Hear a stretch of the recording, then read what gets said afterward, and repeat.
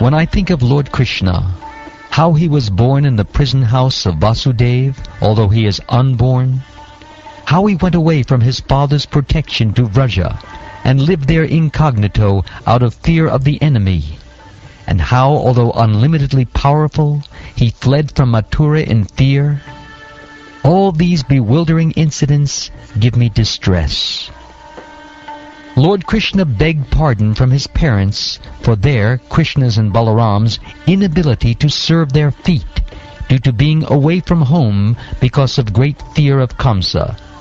He said, "O mother, O father, please excuse us for this inability." All this behavior of the Lord gives me pain at heart. Who, after smelling the dust of his lotus feet even once, could ever forget it? Simply by expanding the leaves of his eyebrows, Krishna has given the death blow to those who were burdening the earth. You have personally seen how the king of Chedi, Shishupal, achieved success in yoga practice, although he hated Lord Krishna. Even the actual yogis aspire after such success with great interest by performance of their various practices. Who can tolerate separation from him? Certainly others who were fighters on the battlefield of Kurukshetra were purified by the onslaught of Arjun's arrows, and while seeing the lotus-like face of Krishna so pleasing to the eyes, they achieved the abode of the Lord. Lord Sri Krishna is the Lord of all kinds of threes. He is independently supreme by achievement of all kinds of fortune. He is worshipped by the eternal maintainers of the creation, who offer him the paraphernalia of worship by touching their millions of helmets to his feet.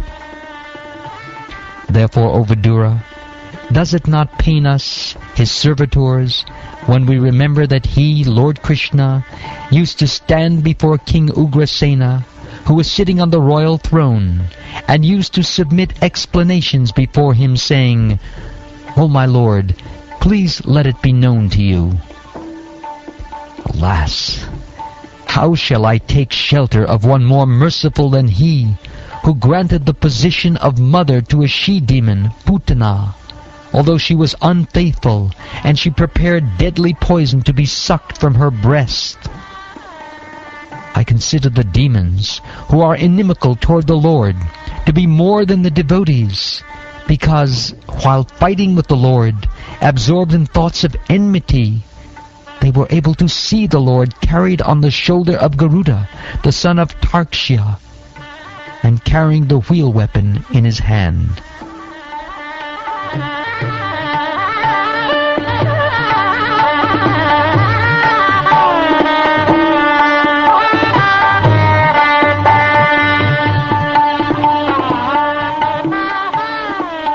The personality of Godhead, Lord Sri Krishna, being prayed to by Brahma to bring welfare to the earth, was begotten by Vasudeva in the womb of his wife Devaki in the prison of the king of Bhoja.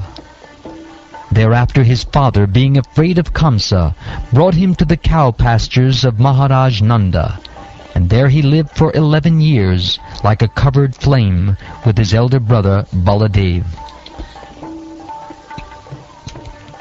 In his childhood, the Almighty Lord was surrounded by cowherd boys and calves, and thus he traveled on the shore of the Yamuna River, through gardens densely covered with trees and filled with vibrations of chirping birds. While the Lord displayed his activities just suitable for childhood, he was visible only to the residents of Vrindavan.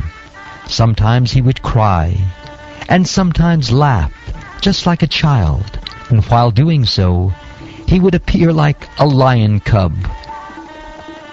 While herding the very beautiful bulls, the Lord, who is the reservoir of all opulence and fortune, used to blow his flute, and thus he enlivened his faithful followers, the cowherd boys.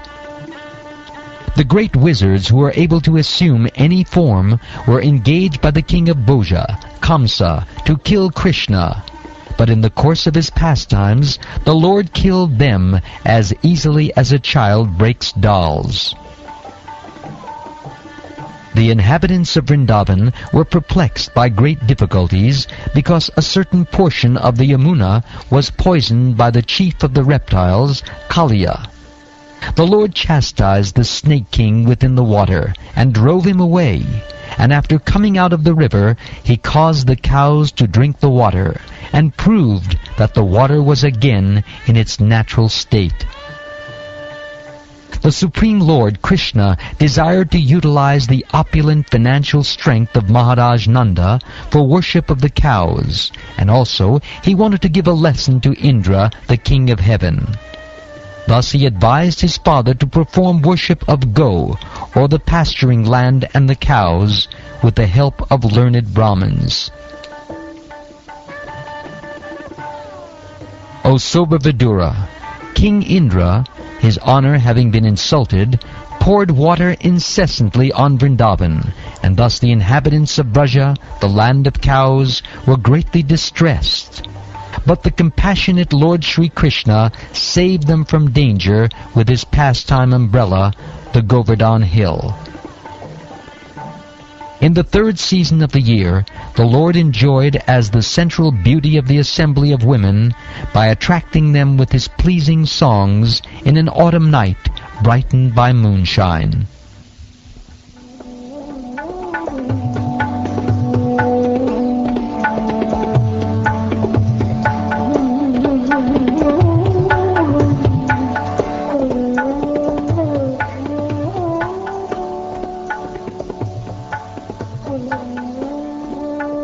Thus ends the second chapter of the third canto of the Srimad Bhagavatam, entitled Remembrance of Lord Krishna.